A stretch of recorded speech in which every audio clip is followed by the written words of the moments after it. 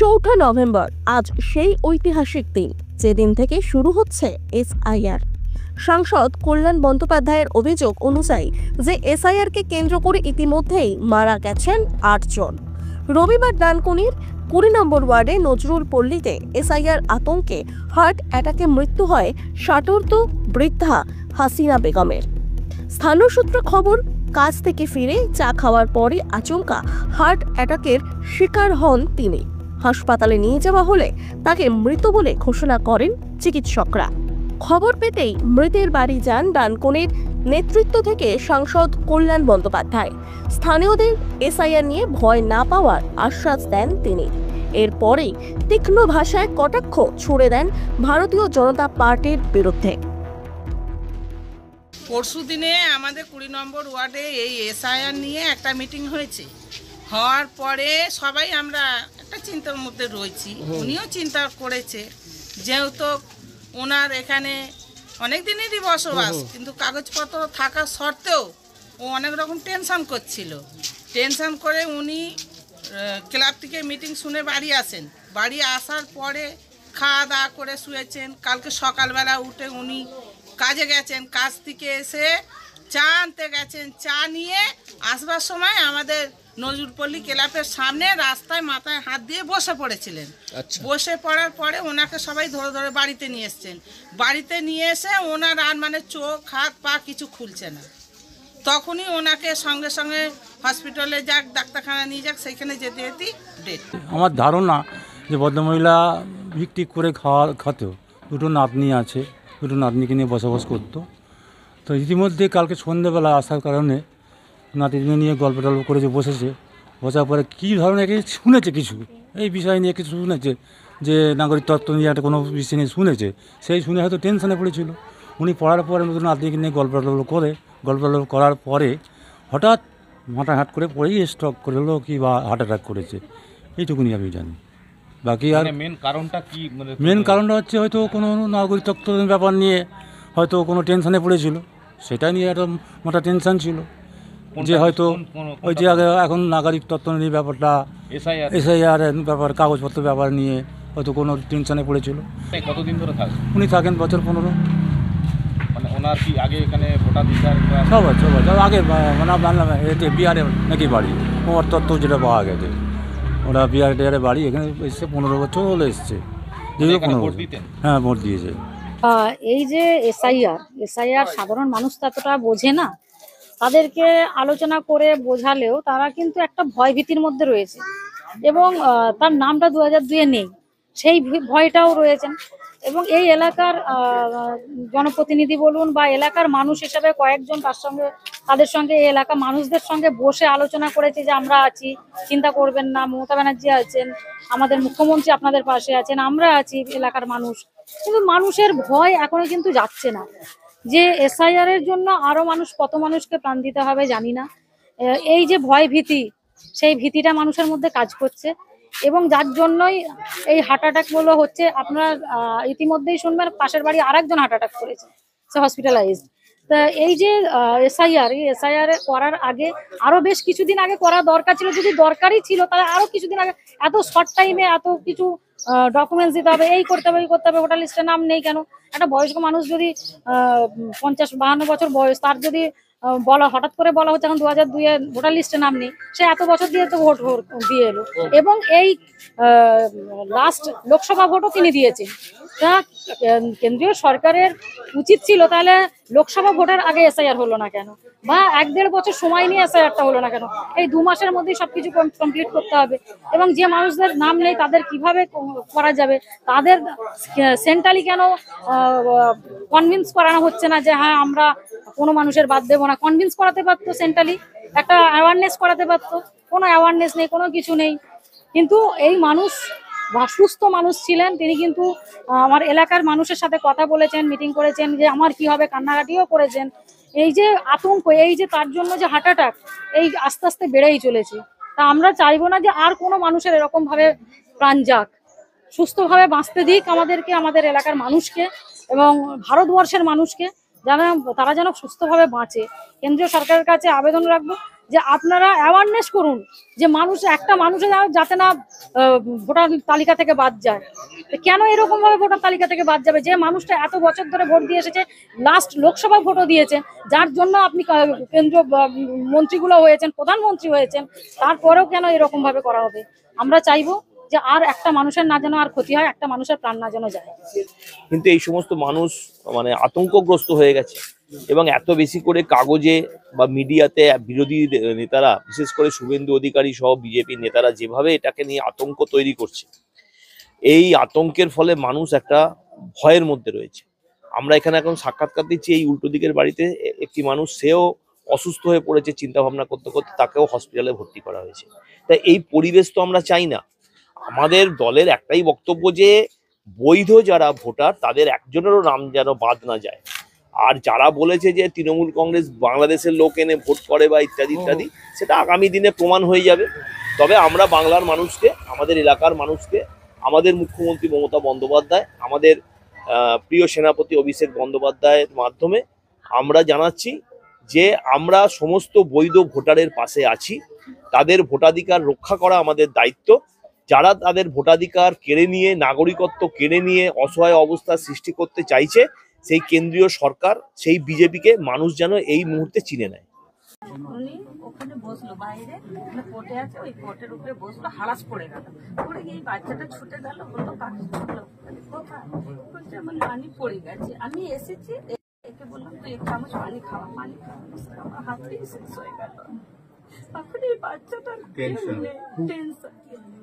এই যে এনআরসি নিয়ে উনি প্রচুর টেনশন করতেন, এনআরসি নিয়ে আমার কাগজ নেই, আমার কেউ নেই, এই দুটো বাচ্চা কি হবে স্যার? আমি এটাই খুলে চিন্তা করি, কেউ নেই, আমি তো পারা, আমার তো নিজেই পারতেছিলাম জোগাড়ে কাজ করে।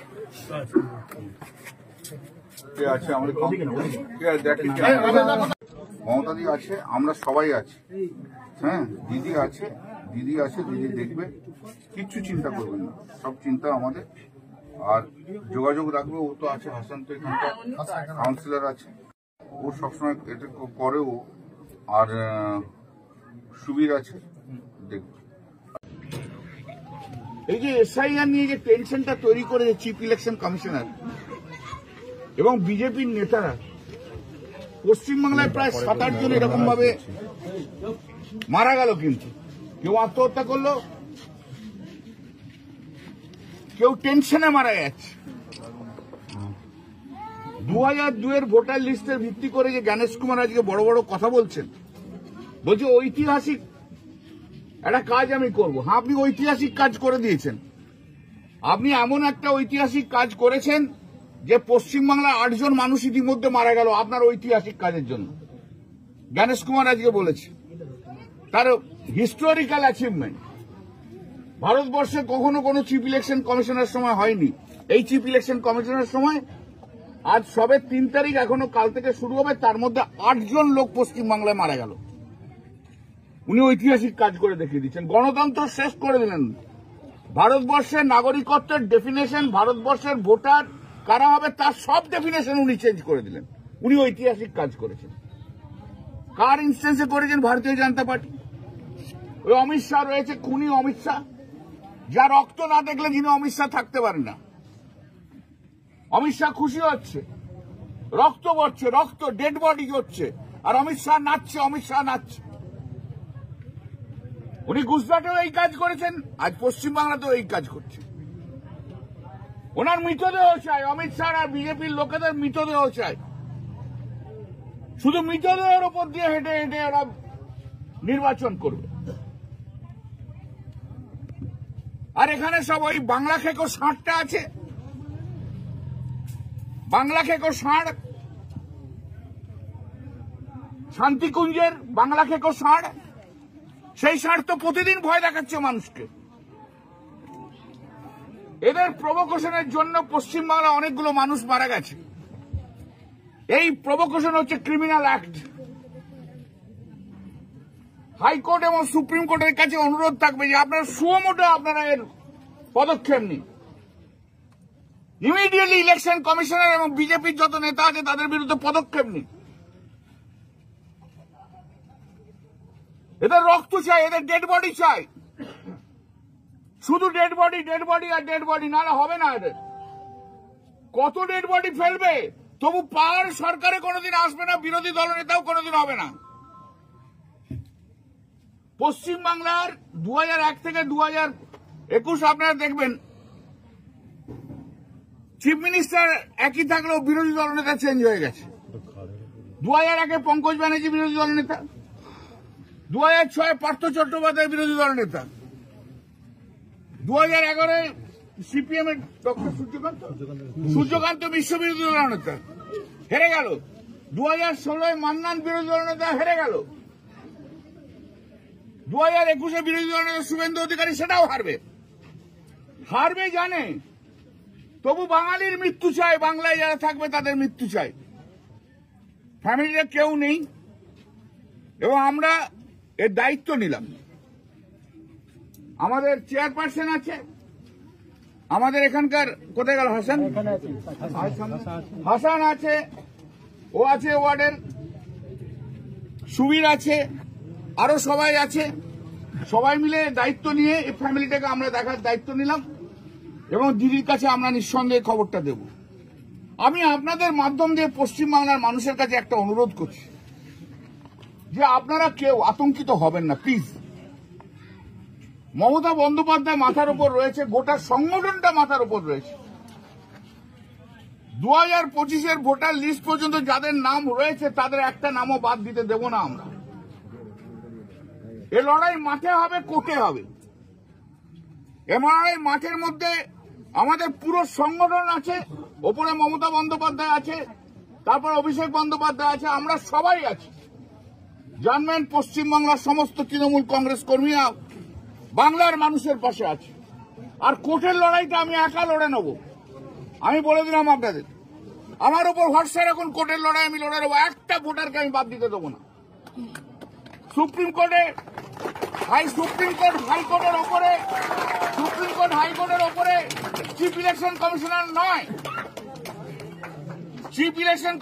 নয়।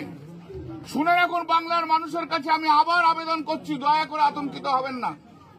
মমতা বন্দ্যোপাধ্যায় যদি লড়াই করে সিপিএম এর বিরুদ্ধে লড়াই করে সিপিএম কে হটিয়ে দিয়ে থাকে, আর কোর্টে যদি আমি লড়াই করে ভিখারি পাসওয়ান থেকে আরম্ভ করে রিজানুর রহমান, সিপিডিআর থেকে আরম্ভ করে সব যদি লড়াই করে সিপিএম কে হটানোর যদি একটা অন্যতম ইনস্ট্রুমেন্ট হয়ে থাকি, আমি আপনাদের বলে দিচ্ছি বিজেপিকে গুঁড়ে খেয়ে নেবো একদম। একটু ভরসা রাখুন,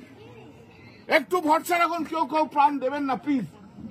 আপনারা আমাদের কাছে পশ্চিমবাংলার প্রতিটি প্রাণ আমাদের কাছে অত্যন্ত দামি, valuable asset to our state of West Bengal. আমি অনুরোধ করছি কেউ এতটুকু পরিচিত হবেন না, এরা কেউ নয়।